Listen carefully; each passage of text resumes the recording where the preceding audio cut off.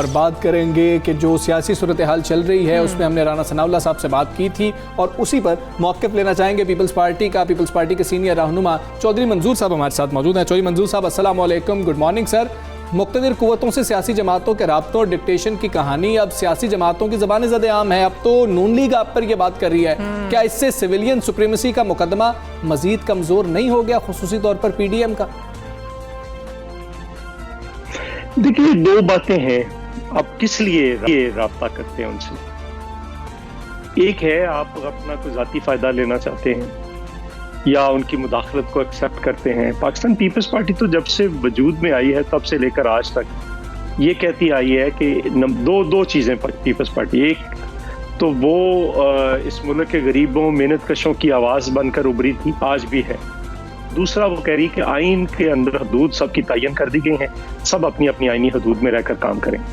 और पार्लियामेंट अगर अपनी आइनी हदूद में रहती है, जुडिशरी अपनी आइनी हदूद में रहती है, तो फिर कोई एतराज़ नहीं है। इस बात को करने पे कोई एतराज़ नहीं है, इस बात के इशू पे उनसे बात करने पे भी कोई एतराज़ नहीं होना चाहिए। चौधरी साहब, नवाज तो ये भी कहती हैं कि जरदारी ने PDM को सिलेक्टर्स के साथ मिलकर बुज़दार हुकूमत गिराने की ऑफर की थी, क्या इस बात में भी कोई हकीकत है? नहीं, बल्कि ये ना सिर्फ सदाकत नहीं है, बल्कि इसका मतलब ये है कि बुज़दार हुकूमत को अगर बिठाया हुआ है, जो कि 60% पाकिस्तान है, 12 करोड़ आवाम है 22 करोड़ में से, तो इसका मतलब ये है कि एक नाअहल और नकमे बंदे को बिठाने में जहाँ पे इमरान खान का हाथ है, वहाँ पे नवाज लीग भी अब उसको सपोर्ट कर रही है। तो नवाज लीग भी उतनी मुजरम है जितनी वो है। हम चाहते हैं कि इसको गिराया जाए और अगर ये गिर जाएगा तो इमरान खान की हुकूमत ऑटोमेटिकली गिर जाएगी। जी ठीक है मंजूर साहब, कहा जा रहा है कि नून लीग मौलाना फजलुर रहमान पर दबाव डाल रही है कि पीपल्स पार्टी के बगैर ही PDM की तश्कील न की जाए, और क्या आपकी जमात तक ऐसी कोई इत्तला पहुंची है और आप समझते हैं कि PDM का कोई फ्यूचर होगा पीपल्स पार्टी के बगैर? नहीं, ऐसी कोई इत्तला नहीं है। और नून लीग जो है वो पाकिस्तान पीपल्स पार्टी ने PDM बनाने में बहुत अहम रोल अदा किया, सबसे राब्ते किए, सबको इकट्ठा किया, PC बुलाई। और अब अगर कोई ऐसी बात करेगा तो फिर उसे खुद अपने कंडक्ट पे पहले देखना पड़ेगा कि उसका अपना कंडक्ट क्या है। हम तो कभी खामोश नहीं रहे, हमारा ट्विटर कभी खामोश नहीं रहा, हमारा कोई बच्चा भी बाहर नहीं है इस वक्त मुल्क से। ठीक है, तो हम तो इधर ही हैं, इधर रहकर लड़ रहे हैं और इधर ही रहकर लड़ना है। तो इसलिए इस किस्म की कोई बात नहीं, पीपल्स पार्टी के बगैर वो इत्तेहाद जो है वो बिल्कुल। तो चौधरी मंजूर साहब, अगर ये फर्ज कर लें पीपल्स पार्टी को PDM से अलग कर दिया जाता है, तो पीपल्स पार्टी कोई नया अपोजिशन इत्तेहाद कायम करेगी? ये अभी तो ये मफरूजे पे है ना बात, जब होगा तो फिर हम देख लेंगे, फिर उस पे किया भी जा सकता है। बहुत सारी चीज़ें हैं जो हम करना चाहते हैं और PDM में बैठे हुए हम बहुत सारा अपना एजेंडा है जिसकी बात नहीं कर सकते, जिसको मुकम्मल नहीं कर सकते। और शायद ये भी हो कि जुल्फ़िकार अली भुट्टो शहीद की तरह जब उन्होंने पार्टी बनाई थी, अयूब खान के खिलाफ तहरीक चलाई थी, तो वो अकेले ही थे, उन्होंने किसी इत्तेहाद का हिस्सा नहीं बने थे, तो उन्होंने अकेले ने तहरीक चला ली।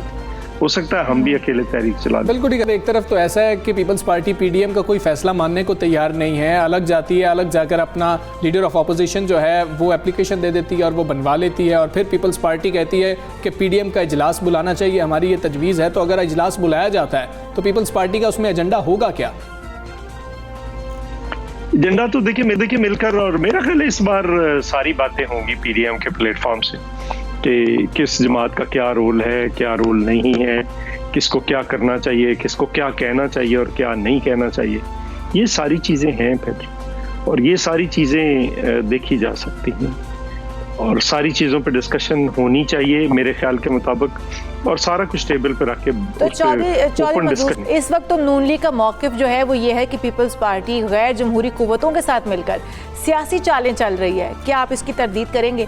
और क्या आपके ख्याल में हालिया मुस्तक़बिल में नून लीग डील के लिए हत्तल मकान कोशिशें करती रही है और नाकामी की वजह से मलबा पीपल्स पार्टी पर डाला जा रहा है? नहीं, मसला ये है, देखिए नून लीग ने, पता नहीं ये बात मैंने तो नहीं सुनी किसने कही है किसने नहीं कही है, लेकिन ये बात दुरुस्त नहीं है। दूसरी बात ये है कि हमने तो कभी नहीं किसी को कहा कि कौन मिलता है आर्मी चीफ से। ज़ुबैर उमर साहब रातों को मिलते हैं, दिन को मिलते हैं, नाश्ते पे मिलते हैं, डिनर पे मिलते हैं। हमने तो कभी नहीं उनसे पूछा कि किस लिए मिले थे, क्यों मिले थे, किसकी हिदायत पे मिले थे, क्या बात करने गए थे। उनसे कोई वैसे को गपशप करने तो नहीं गए थे, चाय पीने तो नहीं गए थे, क्या मांगने गए थे वो फिर रखें। अगर होगी बात तो फिर सारी बातें होंगी पीडीएम के प्लेटफॉर्म्स। ये बात दुरुस्त है, लेकिन दूसरी तरफ ये भी है कि शायद अभी भी वो नेगोशिएशन में हो, इसका क्या आप कह सकते हैं? बिल्कुल जी साहब, नून लीग तो अब ये इल्ज़ाम लगा रही है कि आपको तो पीडीएम का इत्तेहाद इसलिए भी छोड़ देना चाहिए क्योंकि आप हुकूमती मदद से सेनेट में अपोजिशन लीडर बने हैं, तो क्या आपको अब छोड़ देना चाहिए? आप नून लीग को क्या जवाब देंगे? क्या पीडीएम में सिर्फ नून लीग का स्टेक है? नहीं, ये बिल्कुल उनकी गलत बात है। हमने कुछ आज़ाद सेनेटर्स को साथ लिया है और उनके साथ मिलकर बनाया है, बिल्कुल बनाया है। और हम इनको कह रहे थे कि चूंकि हम सिंगल लार्जेस्ट पार्टी हैं, सिंगल लार्जेस्ट पार्टी जो है उसका ये राइट था, उसको मिलना चाहिए। जिस तरह से इनका राइट था वहाँ पे तो इनको दिया गया, तो यहाँ पे हमारा राइट है, हमें मिलना चाहिए। ठीक है, पीपल्स पार्टी के सीनियर रहनुमा चौधरी मंजूर हमारे साथ मौजूद थे, सुबह सवेरे पाकिस्तान से बात कर रहे थे और वो कह रहे थे कि इस दफ़ा जब पीडीएम का इजलास होगा तो तमाम बातें होंगी, जो बातें नहीं हुई वो भी ऐसे ही। पहले आपको नून लीग का मौक़िफ़ सुनाया था और आप पीपल्स पार्टी का मौक़िफ़ भी आपने सुन लिया। बहरहाल ये तो चलता रहेगा जब तक कोई फैसला नहीं होता कि पीडीएम साथ है या नहीं है। अब हकीकी मसले की तरफ आ जाते हैं, जो अवाम का मसला है हकीकी तौर पर। और रमज़ानुल मुबारक से कबल ही मुल्क भर में महंगाई का जो है नया तूफ़ान आया है, जिससे अवाम की तो चीखें निकल गई हैं और अवाम बहुत ज़्यादा परेशान है कि अभी तो पहला रोज़ा नहीं आया। जब पहला रोज़ा आता है उसमें भी हम देखते हैं कि अपनी मर्जी से मनमानी कीमतें कर बिल्कुल ऐसा ही है। और इदारा शुमारियात के मुताबिक तो मुल्क में महंगाई की शरह जो है वह 15.35% पर पहुंच चुकी है। अदाद शुमार में ये बताया जा रहा है कि एक हफ्ते के दौरान आटा हो गया, दालें हो गई, घी, टमाटर, चिकन समेत 22 अशिया महंगी हुई हैं, जबकि 7 अशिया की कीमतों में कमी की गई है और 22 में इस्तेहकाम नजर आता है। भी रहा है। और इदारा शुमारियात का कहना है कि चिकन 21 रुपए फी किलो महंगा हुआ है, आटे के 20 किलो थैले की कीमत में 9 रुपए 72 पैसे जो है इजाफा हुआ, घी 2 रुपए 88 पैसे फी किलो, दाल मसूर 1 रुपया फी किलो और अंडे 61 पैसे फी दर्जन महंगे हुए हैं। और वजारत खजाना की जो रिपोर्ट है इसके मुताबिक जुलाई से फरवरी तक महंगाई की औसत शरह 8.3% रही है। जी हाँ, और आइंदा महीनों की बात करें तो उन्होंने ये भी कहा है कि आइंदा महीनों में 9.5% तक बढ़ने का खदशा भी है, कि मजीद भी महंगाई हो सकती है। और आवाम की मईशत तो वही है जो उनका किचन है, और रमज़ानुल मुबारक के अंदर जो है आवाम ज़्यादा परेशान हो जाते हैं क्योंकि मनमानी कीमतें जो हैं वो उस पर बेचा जा रहा होता है, जो चीज़ भी बेची जा रही है। बात कर लेंगे माहिर मौशियात खुर्रम शहजाद साहब हमारे साथ मौजूद है। खुर्रम शहजाद, अस्सलाम वालेकुम, गुड मॉर्निंग सर। हर हफ्ते जो है रिपोर्ट ऐसे सामने आती है कि महंगाई की शरह भी बढ़ती चली जा रही है, फलां चीज़ें हैं जो महंगी होती जा रही हैं। क्या अब इस पर बात ही नहीं करनी चाहिए? ये रूटीन मैटर है या फिर बात करनी चाहिए? आवाम का बहुत बड़ा मसला है। जी अस्सलाम वालेकुम। देखें, बिल्कुल बात करनी चाहिए। ये तो नहीं कहा जा सकता कि उस पर बात नहीं करनी चाहिए, क्योंकि एक आम आदमी इससे अफेक्ट होता है और इस पे ना सिर्फ बात बल्कि हमें डिबेट ये करनी चाहिए कि महंगाई को कैसे कम किया जा सकता है और एक आम आदमी को कैसे रिलीफ प्रोवाइड किया जा सकता है। और खासकर रमजान महीने में हमारे यहाँ, हम शायद वाहिद कंट्री होंगे दुनिया भर में जहाँ पे रमजान मुबारक में प्राइसेस बढ़ा दी जाती है, निस्बत इसके कि प्राइसेस को नीचे किया जाए। तो डेफिनेटली जी हमें ये बात करनी चाहिए। खासकर फूड प्राइसेस पे जो है वो गवर्नमेंट को, पॉलिसी मेकर्स को ध्यान देना चाहिए। फूड प्राइसेस को कम कैसे किया जाए, अफोर्डेबल कैसे बनाया जाए। सही। तो खुर्रम शहजाद साहब, मुल्क में हर गुजरते दिन के साथ महंगाई जो बढ़ती जा रही है, हुकूमत महंगाई पर काबू पाने में क्यों नाकाम हो गई है? क्या वजूहात हैं? क्या हुकूमत को इस पर स्टैंड नहीं लेना चाहिए? देखिए, मेरे ख्याल में गवर्नेंस के बड़े इश्यूज हैं, प्रायोरिटीज थोड़ी डिफरेंट हैं। अभी बात तो की जाती है कि जी महंगाई को कम किया जाए। प्राइम मिनिस्टर साहब भी ये कहते हैं कि इन्फ्लेशन जो है वो प्राइमरी फैक्टर है और इसको कम किया जाए। लेकिन एक प्रॉब्लम ये है कि जो एक्शंस हैं उसमें वो चीज़ नजर नहीं आती, या फिर वो डिले होती है, या फिर उससे सही अमल दरामद नहीं होता।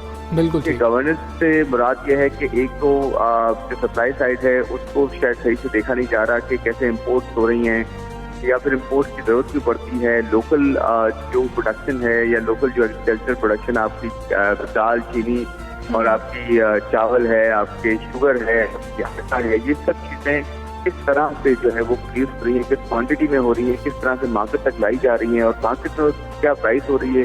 तो क्या आप देखें, वैक्सीन पे जो है वो एक्शन लिया गया है और वैक्सीन की पूरी मिसमैनेजमेंट हुई है।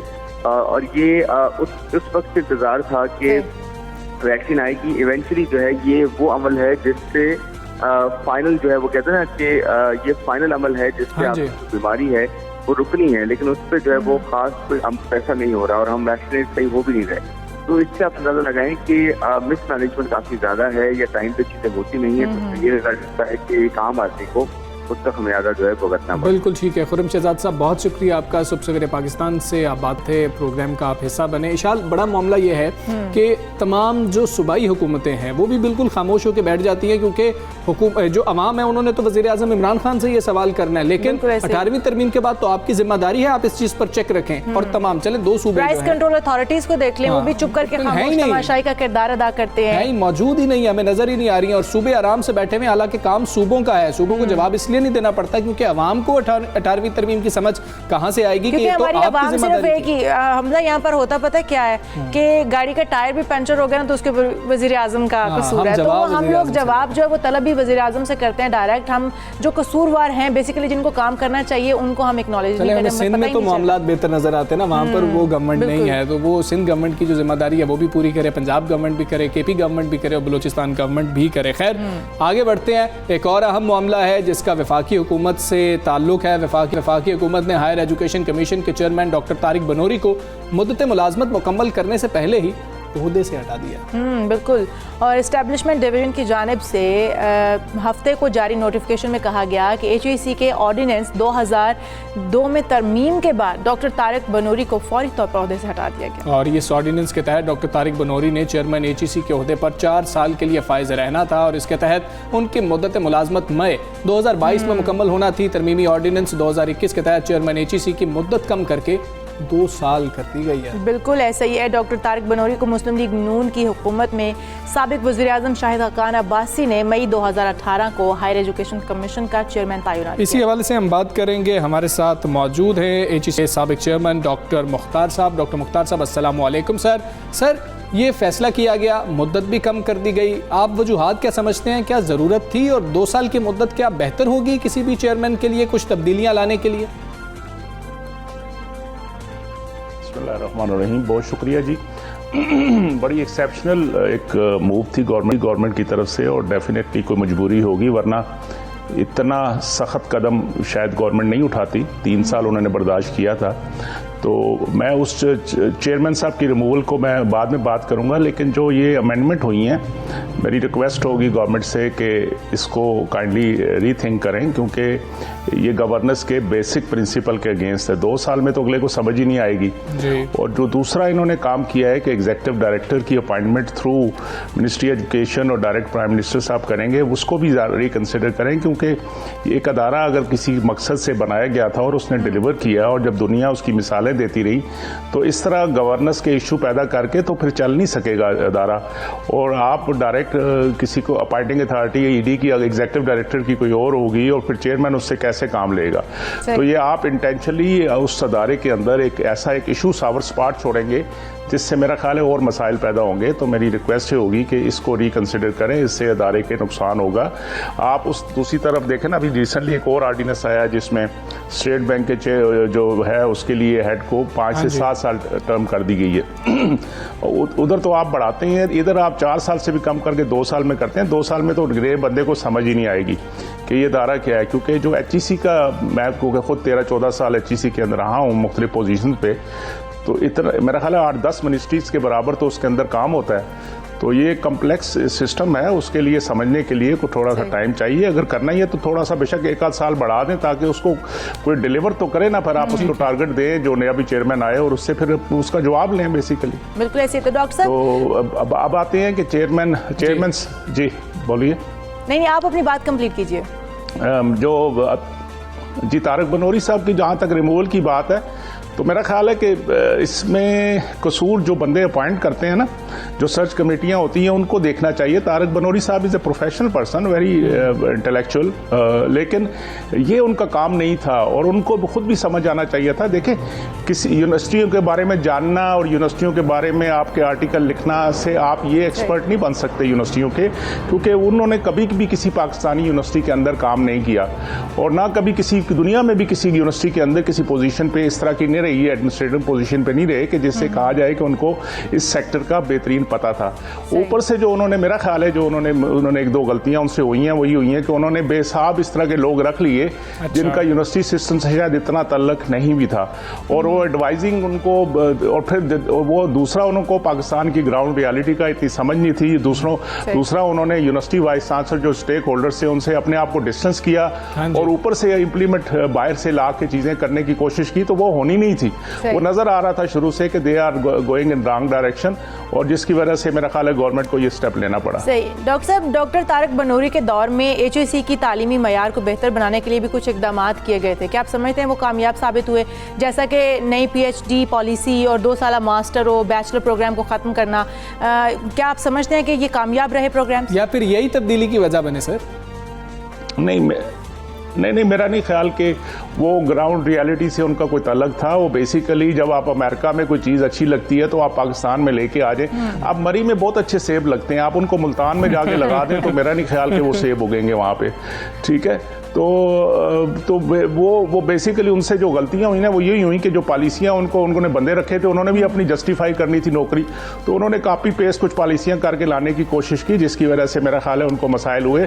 जहाँ तक वो 2 साल बैचलर प्रोग्राम और 2 साल मास्टर प्रोग्राम खत्म करने का, ये तो पुराना प्रोग्राम है, ये तो 2005 का डिसीजन है। उसकी इम्प्लीमेंटेशन के लिए प्रॉपर होमवर्क करने के बाद करना चाहिए था, उसमें भी थोड़ी सी गलती हुई।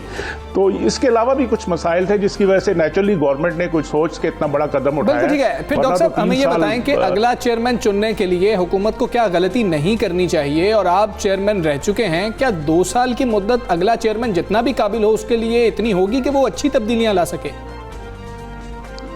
नहीं, मेरा नहीं ख्याल कि कोई भी चेयरमैन 2 साल में कोई डिलीवर कर सकेगा। इनको इसीलिए मैंने शुरू में कह दिया कि इन गवर्नमेंट को काइंडली इसको रिकंसिडर करना चाहिए। एक अच्छा अदारा मुल्क में बना हुआ है, इसके दुनिया इसकी मिसालें लेती है, तो इसको अच्छी तरीके से चलाएं और इसके ऊपर फेथ के साथ आप इसके ऊपर नजर रखें ना। जिस तरह अभी आके अचानक एक्टिव हुई गवर्नमेंट, तो ये बेसिकली मेरा ख्याल है ये स्टेप तो 2 साल पहले ले लेना चाहिए था, 1 साल पहले ले लेना चाहिए था। बुला के तारक बनूरी साहब से कहते कि भाई नहीं चल रहा काम, तो आप स्टेप डाउन हो जाए, और मेरा ख्याल है वो प्रोफेशनल थे, वो रिजाइन कर देते, तो ये नौबत ही ना आती इन चीजों की, क्योंकि एक बड़ी रिस्पेक्टेबल पोजीशन है, इसको इस तरह नहीं खत्म करना चाहिए। बिल्कुल ठीक है, इसको इस तरह खत्म नहीं करना चाहिए। प्रोफेसर डॉक्टर मुख्तार अहमद साहब हमारे साथ मौजूद थे, साबिक चेयरमैन HEC, और उनका ये कहना कि मैं तो शायद समझ भी नहीं आएगी अगर हम सियासतदानों की बात करें तो वो कोई भी वज़ीर आज़म वो कहता है 5 साल में तो हमें समझ आना शुरू होती है। बिल्कुल ऐसा ही है, और तब टेन्योर खत्म हो जाता है और नई हुकूमत आ जाती है। चलें इंशाल्लाह एक ब्रेक लेते हैं, ब्रेक के बाद फिर हाजिर होंगे और कुछ हम क्रिकेट की बात भी करेंगे आपसे कि टीम तो पहुंच गई है, परफॉर्मेंस कैसी हो सकती है।